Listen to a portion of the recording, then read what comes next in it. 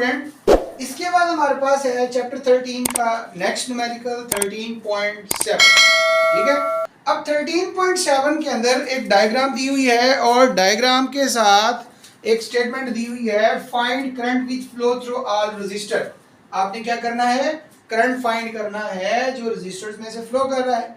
बच्चों, Kirchhoff second rule आपने पढ़ा था और उसमें आपने देखा था कि किस तरह से सर्किट्स को सॉल्व किया जाता है। तो उसमें हमने पढ़ा था कि पहले नंबर पे हम क्या करते हैं, सर्किट डायग्राम बनाते हैं। सर्किट डायग्राम उन्होंने बना के दे दी हुई है। उसके बाद हम क्या करते हैं, लूप्स बनाते हैं, करंट की डायरेक्शन सपोज करते हैं और फिर जाके लूप इक्वेशन राइट करते हैं। ओके जी, इसमें बच्चों यहाँ से इसका सोल्यूशन स्टार्ट करते हैं। सबसे पहले डायग्राम तो आपको दी हुई है। डायग्राम देने के बाद आपने सपोज कर लेना है इनमें कि हमारे पास करंट की जो डायरेक्शन है वो क्या है। करंट की डायरेक्शन हम सपोज करते हैं कि इन दोनों में से जो करंट फ्लो कर रहा है वो ये करंट फ्लो कर रहा है। ये कौन सी डायरेक्शन बन रही है, क्लॉकवाइज। ओके जी, इसमें से कितना करंट फ्लो कर रहा है, इस लूप में जो करंट है वो आपके पास है I1, इस लूप में जो करंट है वो है आपके पास I2। इस पूरे सर्किट को नाम दे दें A B C D E और F। ओके जी, अब इसमें आप देखिए कि आपके पास कितनी लूप्स हैं। एक लूप तो ये बन रही है A B E F A, दूसरी लूप आपके पास बन रही है B C D E B, ये दो लूप्स हैं। ओके जी, तो आपने क्या काम करना है, करंट I1 और I2 फाइंड करना है। जब आपने ये करंट्स फाइंड करने हैं तो उसके लिए आपको सबसे पहले तो इनकी लूप इक्वेशन राइट करनी पड़ेगी। ठीक है, तो हम वन बाय वन इनकी लूप इक्वेशन ड्रा करते हैं। तो लूप इक्वेशन राइट करते हैं। Loop equation for A B E F, कौन सी loop, A B E F।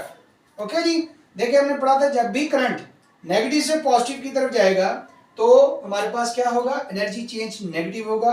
EMF को आप लिखेंगे माइनस ई, इसको अगर आप लिखते हैं E1 तो ये माइनस E1 हो जाएगा, माइनस E1। अब इस रेजिस्टर में से दो करंट फ्लो कर रहे हैं I1 और I2, और आपने कहा था हम जिस लूप की बात करेंगे उसी के करंट को ग्रेटर कंसीडर करेंगे। तो जब आप इस R1 की बात करेंगे तो यहां पर लिखेंगे I1 minus I2 R1 is equal to 0 using Kirchhoff's voltage law, Kirchhoff's voltage law के मुताबिक। ओके बच्चों, इसको सॉल्व करें। E1 की वैल्यू आपके पास क्या है, 9 volt, minus 9 I1 minus I2 और R कितना है आपके पास 18 इज इक्वल टू 0। ओके जी, यहां से आप एक काम करें, 9 कॉमन ले लें, 9 कॉमन ले लें तो इधर कितना बचा, माइनस नहीं, बल्कि पहले काम करें, आप इसको उधर ले जाएं दूसरी साइड पे। क्या करेंगे, इस माइनस 9 को इधर ले आए तो minus I1 minus I2 into 18 is equal to 9। ये माइनस का 9 उधर जाके प्लस का हो जाएगा। अब इस 18 को इधर लेकर आएंगे तो डिवाइड हो जाएगा, minus I1 minus I2 is equal to 9 divided by 18। तो कितना बन गया आपके पास, ये बना minus I1 minus I2 is equal to 0.5। I1 minus I2 किसके बराबर आ गया, 0.5 के बराबर आ गया। ऐसे बच्चों क्या ख्याल है,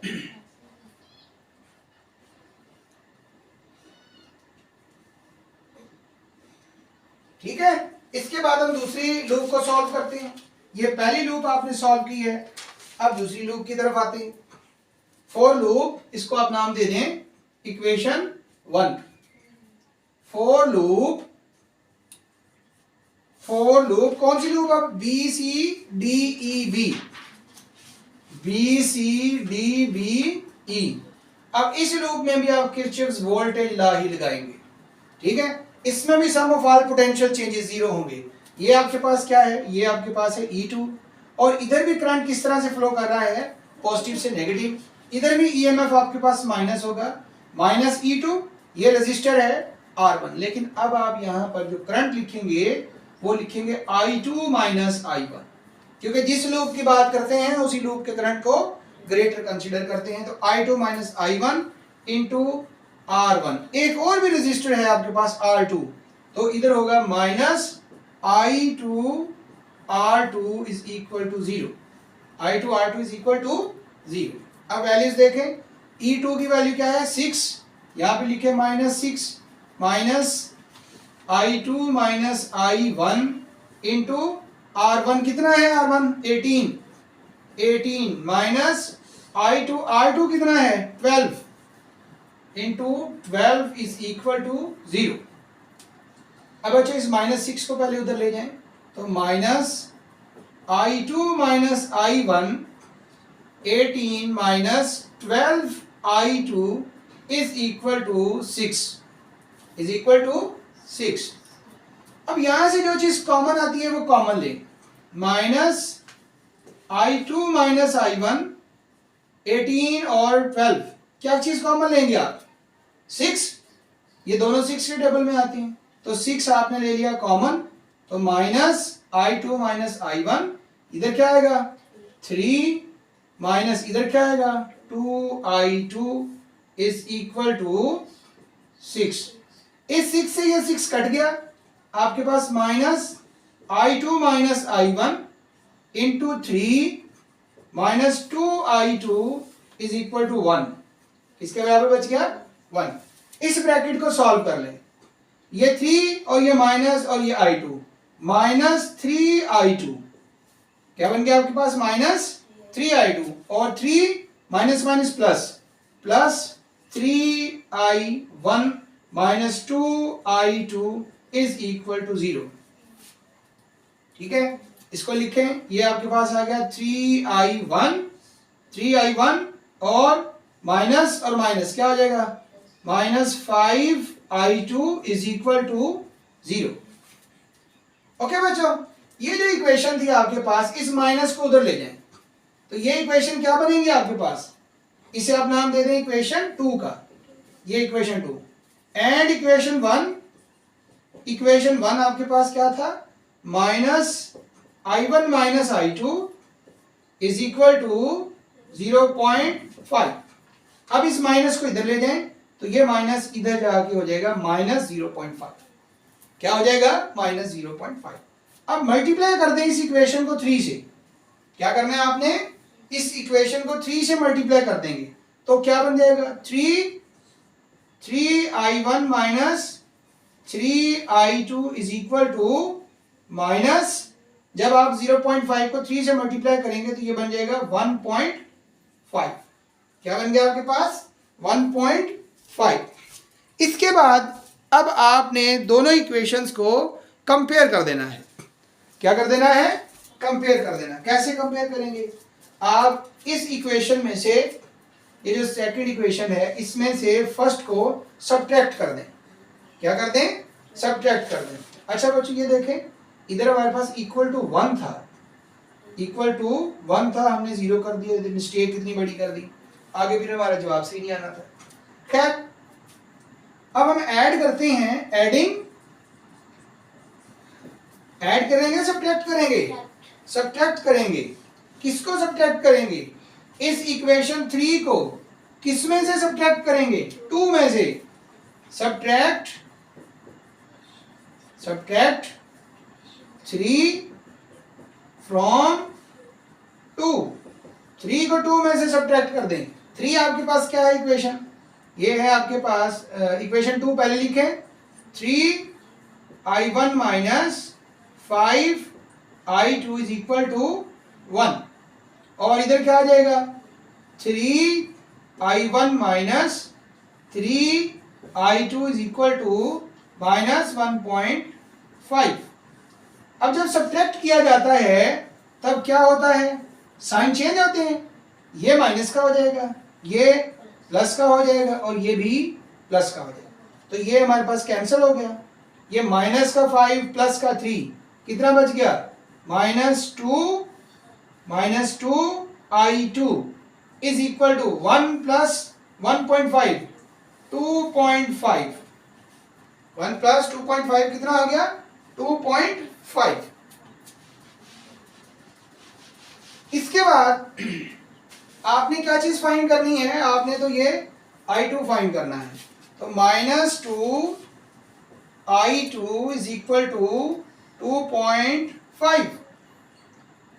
अब इस 2 को उधर ले जाएं, -I2 is equal to 2.5 divided by 2, 2.5 divided by 2। तो अब बच्चों इसके बाद आपके पास इसकी वैल्यू क्या आएगी, इसको काटें तो -I2 इज इक्वल टू 1.25, 1.25 इस माइनस को उधर ले जाएं तो I2 is equal to -1.25 ampere, -1.25 ampere. ये बच्चों आपके पास आ गया, क्या आ गया आपके पास I2 आ गया। इसके बाद ये जो इक्वेशन 1 है इसी को यूज करेंगे, यूजिंग इक्वेशन 1 को यूज करेंगे और इस I2 की वैल्यू यहां पे पुट कर देंगे। ये जो हमने इसकी वैल्यू निकाली है, माइनस को उधर ले गए थे ना हम, इसको हमने लिखा I1 minus I2 is equal to -0.5। अब I2 आपके पास है I1, पुटिंग वैल्यू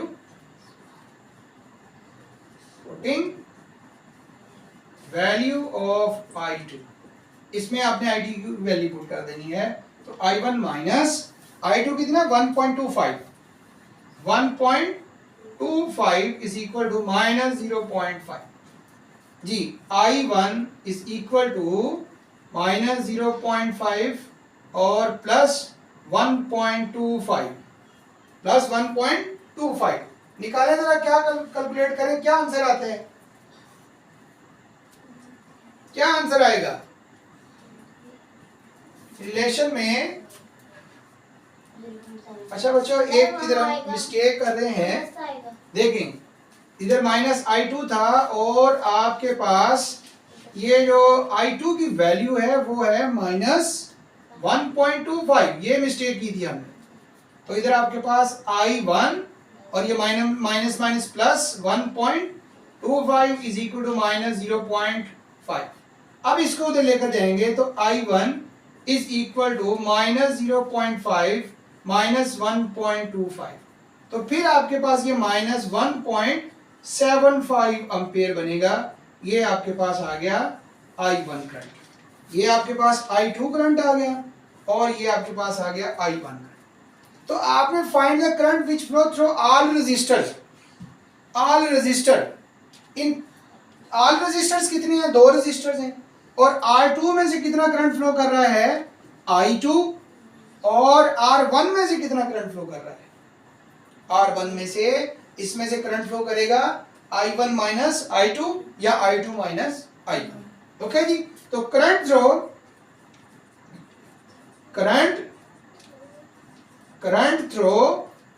R2 में से कितना करंट फ्लो करेगा I2, और वो कितना है करंट आपके पास, I2 कितना कैलकुलेट किया है आपने -1.25 एम्पियर, और करंट थ्रो R1 में से कितना करंट फ्लो कर रहा है वो भी आपने बताना है कि R1 में से कितना करंट फ्लो करेगा। तो वो कितना है आपके पास, अगर फर्स्ट लूप की बात करते हैं तो वो है I1 माइनस I2। I1 कितना फाइंड किया आपने -1.75 माइनस I2 कितना है -1.25, तो -1.75 माइनस माइनस प्लस 1.25, तो क्या जवाब आएगा 0.5। क्या जवाब आएगा आपके पास 0. प्लस का 0.5 एम्पियर। ये बच्चों आपके पास R1 आ गया। तो R1 में से 0.5 और R2 में से -1.25 ये करंट फ्लो कर रहा है।